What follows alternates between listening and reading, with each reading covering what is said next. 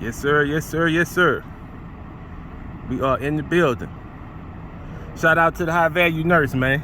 He the one where I got this idea from. Look, we in the gym this morning. Let me get set up, man. Let's see if I can get this thing where I need it to be. There we go. All right. So, man, listen. I was having a conversation with a family member, man, and in the conversation, we were talking about a couple of things, and the notion of raising children came up. Now, mind you, this is someone who, I really have a lot of respect for. I look at their point of view and I try to emulate their point of view, but this is one that I could not agree with, right? I couldn't agree with this point of view, and let me tell you why. Being a single father myself, I'm separated from my wife right now for various reasons, man. But being a single father myself, let me start off this particular conversation by saying to you all, I am absolutely aware of the fact that I cannot raise my daughter alone. I can't do it. And why do I say that? Because I'm not a woman. Okay? I haven't had the experiences of a woman. I don't know what it's like to be in a woman's body, to have to go through the things that they have to go through to achieve the point where they go from a girl to a woman. I don't know anything about that. I've dealt with women. I've loved women. I interact with women every day, but I don't know what it's like to be a woman. That's a unique perspective. That's a perspective that a man may not ever understand. But at the same time, I'm also saying that that's a perspective that a woman couldn't understand if she's trying to raise a boy.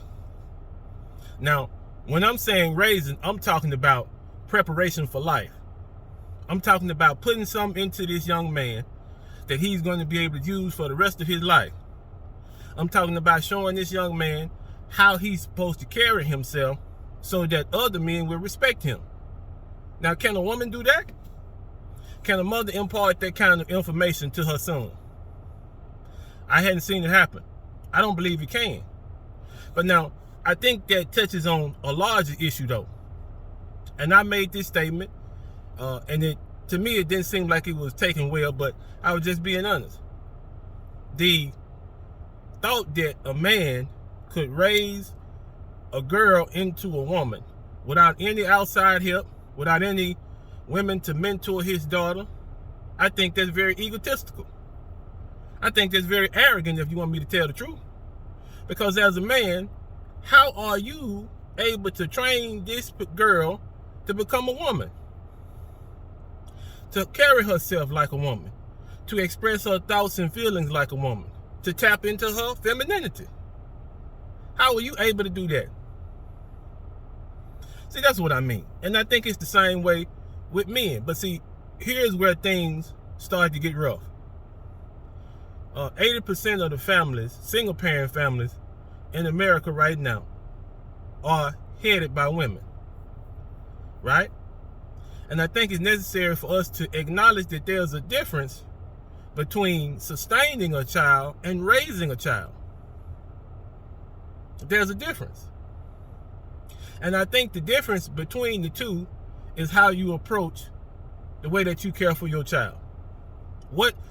How are you looking at this child? Are you saying to yourself, okay, I want to give them the best possible foundation that I can so that they can succeed in life? But let the truth be told, there's a lot of parents that don't see it that way. There's a lot of them that don't. You hear it every day. You hear people say, well, I'm just going to get him till he's 18 and then he can do what he wants. Or I'm going to get her until she's 18, then she's going to have to get out of my house. What is the plan? What do you want to happen?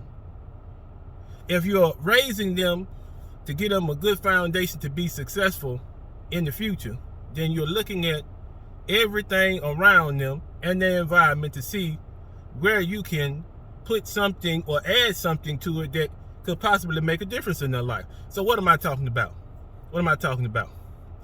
Since I was talking to a mother, then I'll just use a mother as an example. Let's say, for instance, it's a single mother and she has a son. And I see this every day also. I deal with it all the time. single mother who has a son, and maybe the child's father, they had maybe some difficulties, some ups and downs, and then they just decided that they weren't going to keep that relationship going, right? Maybe that's what happened. And so what happens is, because she had a bad run-in with the father, now she's off of all men. All men ain't nothing. They you can't trust them. You better not bet on them. So her overall attitude toward men is now negative, right? And so she feels that it's not necessary to include a positive male role model in this boy's life because all of the experiences she's had with men are negative. Or so she would say. So now what you do is disconnect this boy from his masculinity. Because the only thing as a mother that you can expose him to is femininity. You disconnect him. And if you don't include other positive male role models in his life, then the only thing he's going to know is femininity. So what kind of impact would that have on him in the future? I'll tell you. In a lot of roles as a man, especially when we're talking about getting and keeping a job, one of the main qualities I should say that a man should have is the ability to control himself. He knows that showing his emotions sometimes can be a liability. And so he's very stoic. He's very focused on being logical. Do you know that that's one of the things that most men that you see who are raised in single parent, mother-led households have a problem with? They have a problem with being able to control their emotions because they've been exposed to situations where the majority of the time emotions are what rules the day. So you're hurting that young man. In the long run, he's going to have to figure this thing out because early on in life, you didn't allow positive role models to come into his life. What I'm saying is you should actively be looking for positive role models to introduce into your child's life.